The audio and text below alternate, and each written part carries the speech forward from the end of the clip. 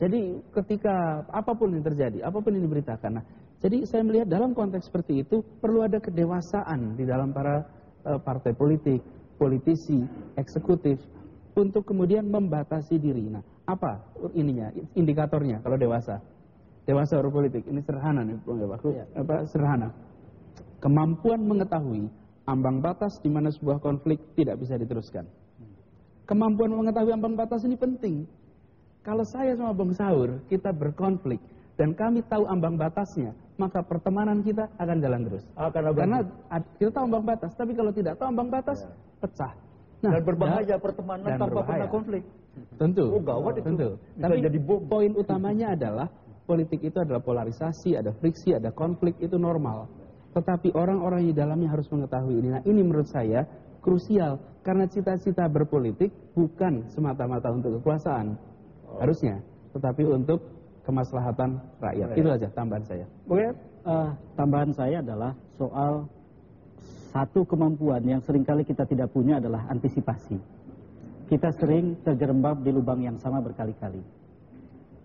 3 kali pemilu sudah diadakan dan persiapan pemilu menghadapi persoalan yang sama. Waktu yang tidak bersahabat dikarenakan semua aspek yang berkaitan dengan persiapan itu didesak menjelang deadline. Tadi Pak Hayati Isman sudah menjelaskan bahwa ada perubahan sekarang yang akan dilakukan DPR. Menurut saya, sekarang harus difikirkan bukan saja paket undang-undang politik dalam pengertian konvensional itu. Undang-undang susunan dan kedudukan, kalau dulu namanya, undang-undang pemilu presiden, pemilu DPR, DPD, dan seterusnya, DPRD. Tetapi paket undang-undang yang berkaitan dengan aspek-aspek politik secara menyeluruh, termasuk undang-undang Kementerian Negara, lalu kemudian undang-undang pemerintahan daerah nomor 32 dan lain-lain, semestinya didudukan di atas meja pada waktu awal sekarang, sampai kemudian kita bisa menemukan rumus atau formulasi resinergi di antara berbagai aspek, yang selama ini banyak yang berbalas pantun. Karena kita banyak punya undang-undang yang berbalas pantun, banyak hal yang terjadi. Misalnya saja itu, undang-undang yang mengatur batas kewenangan seorang kepala negara, kepala pemerintahan dengan bupati dan wali kota, itu saja tidak tegas. Akibatnya presiden bisa mengatakan X dan bupati menolaknya. Dan orang mengatakan demokrasi menang di Indonesia.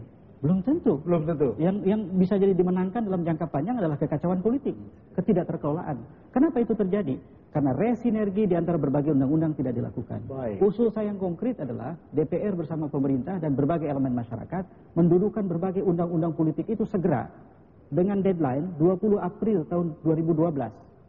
20 April 2012. 2012. Ya. Tidak terasa 1 jam telah berlalu.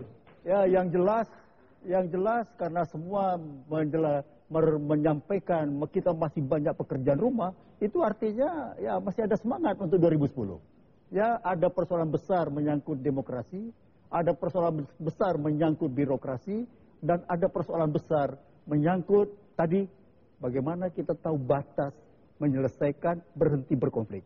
Sampai jumpa pada tayangan berikut.